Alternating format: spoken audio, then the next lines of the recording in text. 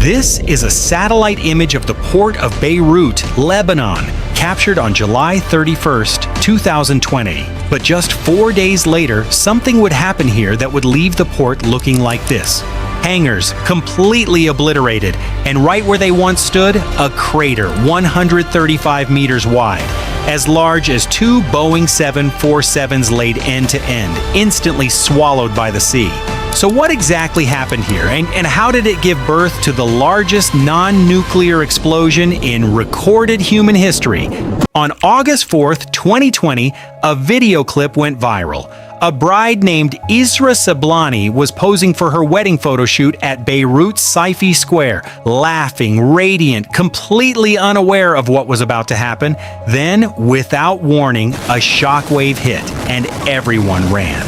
23 minutes before that moment, at exactly 5:45 p.m., a small crew of welders were working inside Hangar 12 at the port, patching a hole in the wall. Sparks flew, and within moments, a fire broke out inside the warehouse. Hangar 12 sat right at the edge of the sea. By 5:55 p.m., just 10 minutes later, a team of 9 firefighters and a paramedic unit arrived on scene. After assessing the blaze, their fire chief got a radio call that sent a chill down his spine.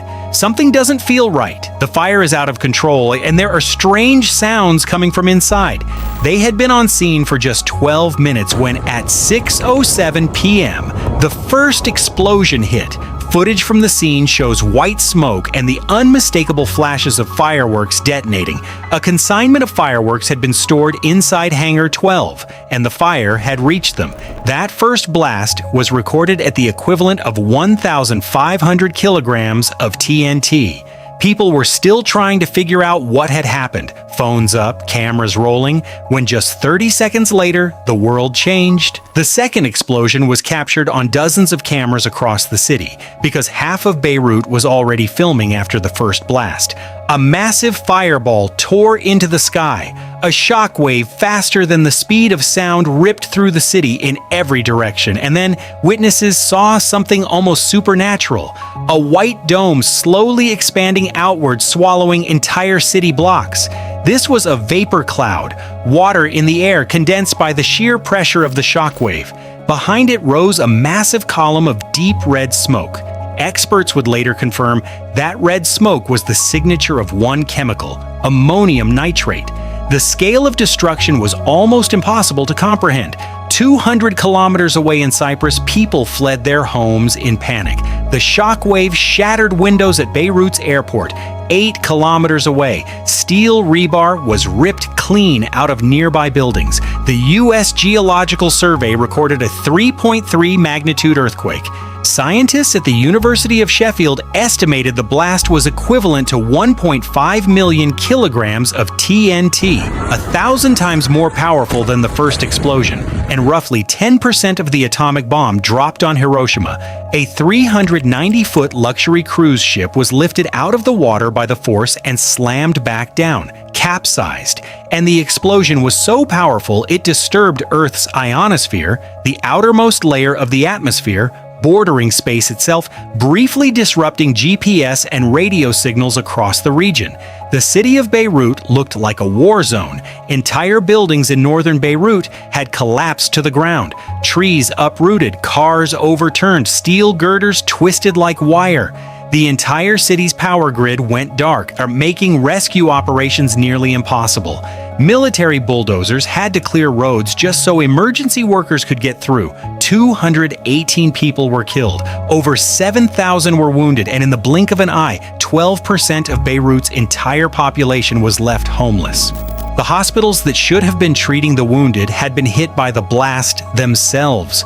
Doctors and nurses moved patients to parking lots and sidewalks. St. George Hospital, just meters from the port, was devastated, yet its staff continued treating patients on broken pavement outside.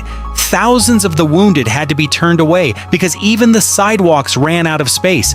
The fire burned for 7 hours. Black smoke hung over the city until the next day.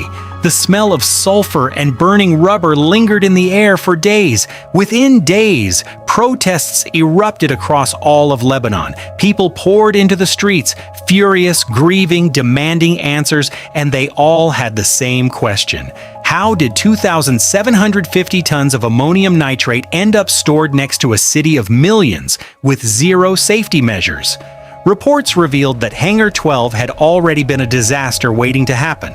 It was being used to store oil cans, kerosene, hydrochloric acid, and 15 tons of fireworks, all in a warehouse with faulty wiring, no smoke alarm, and no sprinkler system. But hidden among all of that was something far more catastrophic. 2,750 metric tons of ammonium nitrate, a chemical used as agricultural fertilizer and industrial explosive, sitting in plastic bags with no proper safety measures for 7 years. This chemical has been used in some of the deadliest terror attacks in history, and it had been sitting, unsecured, in the heart of one of the Middle East's most populated port cities. The story of how it got there begins in 2013. A Russian cargo ship called the La Rosa was sailing from Georgia to Mozambique when technical problems forced it to dock in Beirut. On board, 2,750 tons of ammonium nitrate.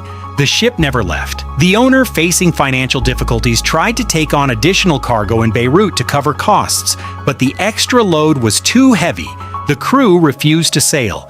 The owner then stopped paying salaries and refused to cover port fees. Beirut authorities held the crew on board for 11 months because they had no Lebanese visas and couldn't legally disembark. By 2014, the crew was finally released, but the ship was impounded over unpaid port dues, and its explosive cargo was confiscated and transferred to Hangar 12, where it sat for 6 years, waiting. During those 6 years, port authorities sent repeated warnings to Lebanese government officials. The first email came in 2014. The former customs director wrote urgently to a judge, flagging that storing this chemical at the port was extremely dangerous. No response. Al Jazeera reported that one letter demanded the cargo be immediately re-exported, warning that conditions inside the hangar were unsuitable for storing ammonium nitrate. Another letter suggested the government simply sell the chemical to a Lebanese explosives company just to get it out. The last warning email was sent in 2019. It was ignored, even as the wall of Hangar 12 developed a hole, increasing the security risk further. The government did nothing. It was the repair of that very hole that caused the sparks that caused the fire that caused the explosion that destroyed Beirut. Today, nearly 5 years later, not a single person has been held accountable.